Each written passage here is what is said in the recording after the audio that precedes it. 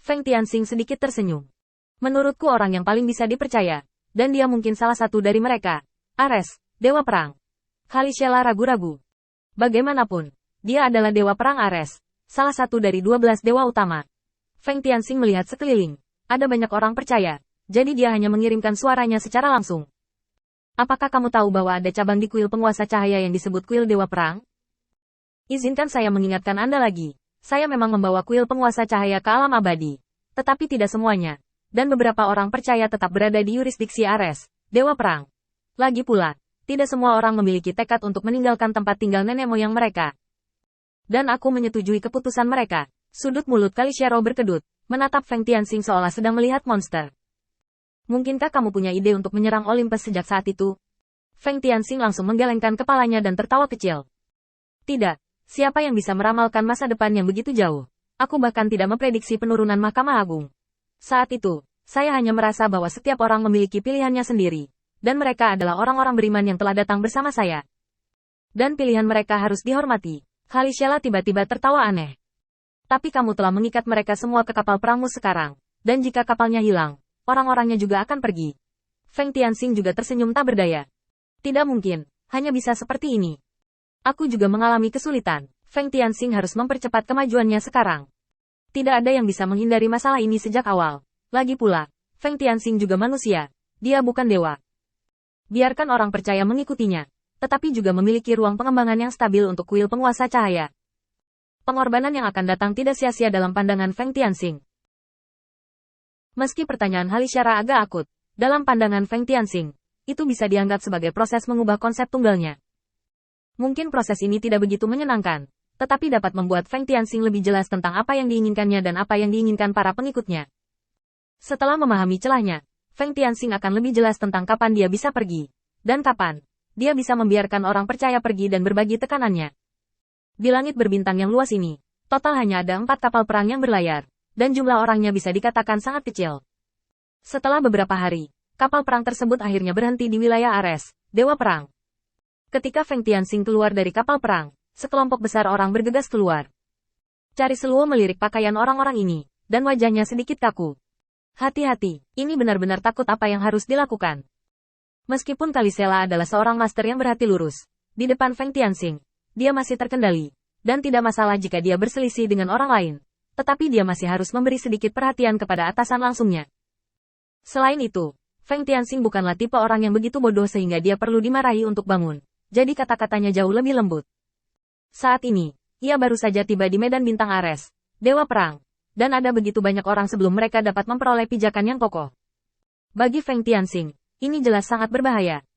Jika Ares, Dewa Perang, tiba-tiba mengkhianati janjinya, mengkhianati mereka, dan memikat mereka ke tempat ini, itu akan menjadi pertempuran pemusnahan pada tingkat menutup pintu dan melawan anjing.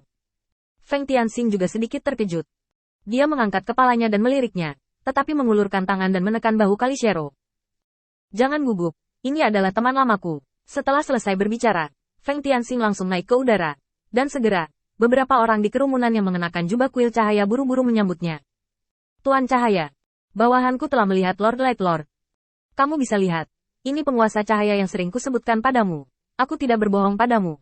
Penguasa cahaya benar-benar ada di sini. Mengikuti kata-kata orang ini, untuk sesaat, Feng Tianxing merasa bahwa kekuatan kepercayaan pada tubuhnya menjadi sedikit lebih kuat. Dia tahu bahwa ini adalah kekuatan kepercayaan yang terakumulasi dalam keheningan untuk waktu yang lama di sini. Feng Tianxing menarik beberapa orang ke samping untuk mengejar masa lalu, dan secara singkat menjelaskan tujuan perjalanan ini. Pria itu segera bangkit dan memberi hormat. Tuan-tuan cahaya tidak perlu khawatir. Kali ini kami telah menyebarkan ajaran ke puluhan wilayah bintang utama. Saya akan menghubungi mereka sekarang. Tuan-tuan cahaya ada di sini. Kami tidak perlu menyembunyikannya seperti ini lagi. Feng Tianxing mengangguk ringan. Kali ini, saya akan kembali dan berbicara panjang lebar dengan Anda saat saya menyebarkan ajaran penguasa cahaya ke seluruh dunia. Sebagai penganut kuil penguasa cahaya, mereka secara alami tidak akan terlalu banyak berdoa pada Feng Tianxing. Mereka telah melihat bagaimana Zeus memperlakukan Feng Tianxing pada awalnya. Yaitu melintasi ruang yang tak terhitung jumlahnya, mengunjungi secara langsung dan menjatuhkan sanksi. Sekarang, Feng Tianxing muncul kembali, membawa pasukan besar, dan agresif. Lord of Light, harap berhati-hati. Selama Lord of Light bisa mengalahkan penganut kuil di medan bintang, mereka bisa jatuh ke tangan kita. Ini adalah satu-satunya hal yang bisa kita lakukan untuk Lord of Light. Saat orang percaya membungkuk, Feng Tianxing sedikit mengangguk. Ini kerja keras, serahkan sisanya padaku.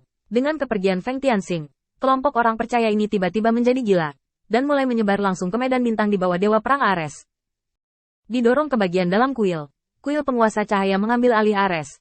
Dewa Perang kecepatan medan bintang ratusan kali lebih cepat daripada invasi belalang, dan seluruh proses bahkan tidak pecah.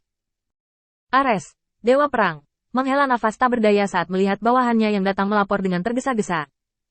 Kau mundur ke alam Athena, Dewi Kebijaksanaan, sesuai rencana. Black Knight, ikuti aku ke Olympus. Aku seharusnya pergi ke Olympus 2 hari yang lalu untuk melaporkan pekerjaanku, dan aku menghilangkan rasa lelahku selama perjalanan. Ksatria hitam dengan cepat mengikuti jejak Ares, Dewa Perang. Usai perjalanan, pengendara hitam itu sedikit bingung. Tuan Ares, saya pikir Tuan Cahaya masih agak gegabah kali ini. Ada banyak aspek dari rencananya yang membutuhkan banyak keberuntungan, dan sedikit kesalahan akan menjadi penghancuran seluruh pasukan. Ares, Dewa Perang, menggelengkan kepalanya tak berdaya. Ya, aku belum siap. Aku meninggalkan sekutu yang kuat seperti Ares, Dewa Perang, alih-alih mencoba mencaplok dan menggabungkannya, tetapi malah membuangnya. Dia melawan dirinya sendiri, dan bagaimanapun juga, dia menderita. Namun, anak ini sepertinya sedang terburu-buru. Mungkin dia merasa tidak nyaman untuk mengatakan sesuatu yang penting. Kami hanya melakukan apa yang dia katakan. Siapa yang memintanya memberi saya harapan yang seharusnya tidak saya miliki? Ksatria hitam itu tertawa, lalu menggelengkan kepalanya lagi dan lagi. Ya, itu terlihat seperti lamunan. Dia selalu bisa mewujudkan lamunan, jadi mari kita percaya padanya kali ini. Dengan kepergian Ares, Dewa Perang, dan di kuil Dewa Perang, telah diperjelas bahwa kuil penguasa cahaya akan dirambah, mengakibatkan banyak orang percaya memiliki 2 dewa utama yang mereka percayai. Dan Ares, Dewa Perang, mengungkapkan beberapa kata kepada orang-orang percaya ini dari waktu ke waktu, sehingga mereka dapat menerima keadaan seperti itu dengan ketenangan pikiran. Dan setelah menjadi penganut sejati kuil penguasa cahaya, mereka akan mengetahui bahwa Ares, Dewa Perang, telah bergabung dengan mereka selangkah lebih maju dari mereka. Kuil penguasa cahaya.